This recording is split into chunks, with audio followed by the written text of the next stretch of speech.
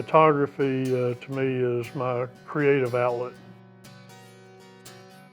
My dad and my grandfather were both amazing artists. They could paint and draw, and I didn't inherit that talent, but always wanted it. And I found out that I could use a camera as my paintbrush and create photographs that I consider works of art, and hopefully others would too. And I've been fortunate in that a lot of people have purchased my images and are now hanging on their walls. Hello, I'm Doug Stucky. I'm a local wildlife and landscape photographer.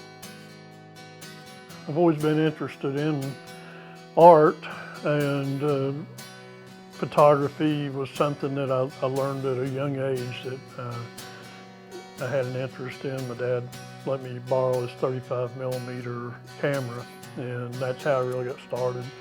I didn't get real serious until later in life when digital became affordable, and then that's when I really got into photography more, heavier, got more serious about it. You can't beat shooting early in the morning. I love getting up, leaving the house before sunrise. There isn't a whole lot of planning to it other than getting my gear together, making sure I have the lenses I want.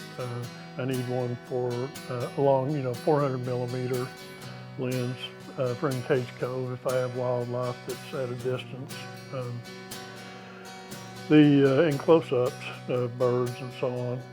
But as far as getting ready, I just try to be there at sunrise to try to get that sunrise photograph.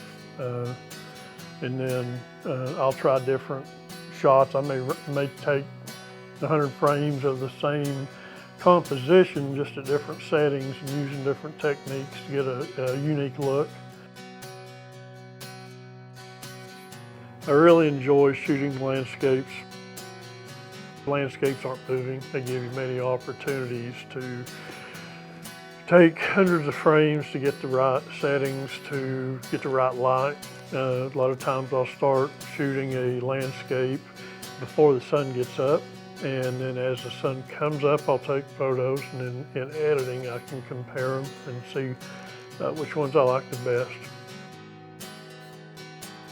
Wildlife is a challenge. It's much more of a challenge, I guess, because they only give you really one opportunity to get that perfect shot, and I don't have many of those because you have to track them with the camera, and the pose has to be just right. You never know when they're going to turn their head on you.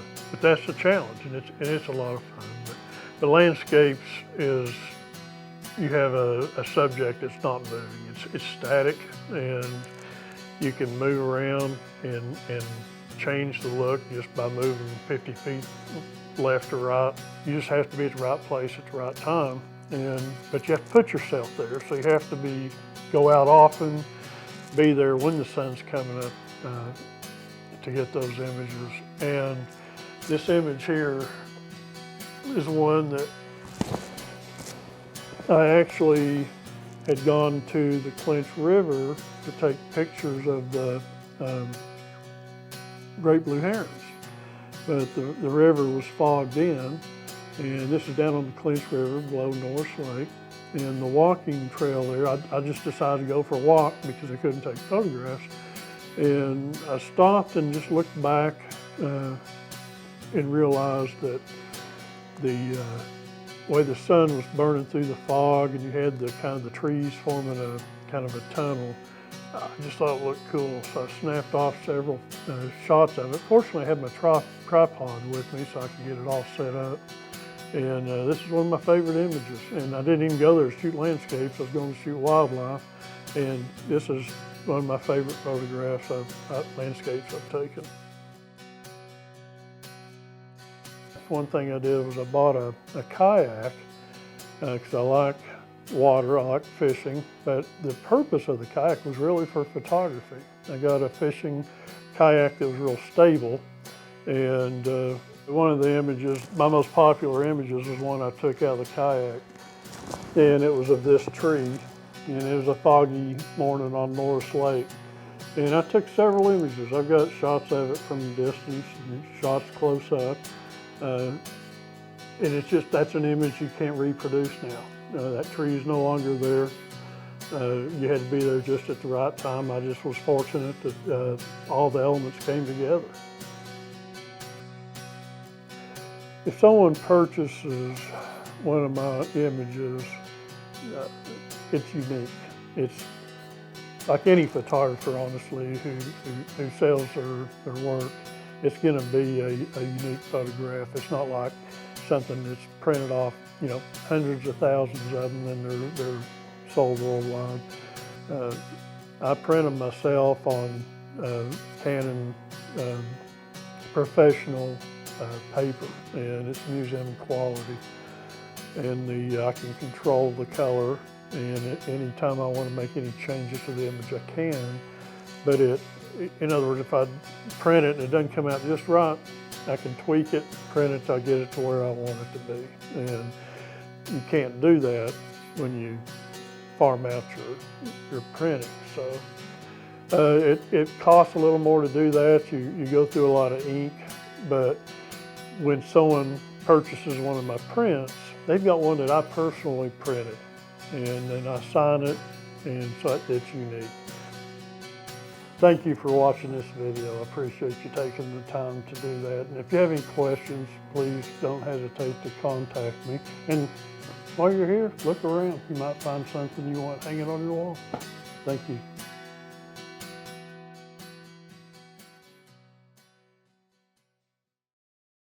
Blah, blah, blah, blah. One of my other most popular images is this tree.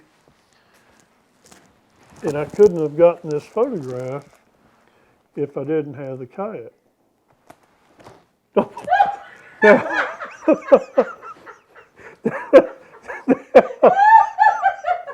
Now, it was really foggy that day. But if you use your imagination, you can see the tree.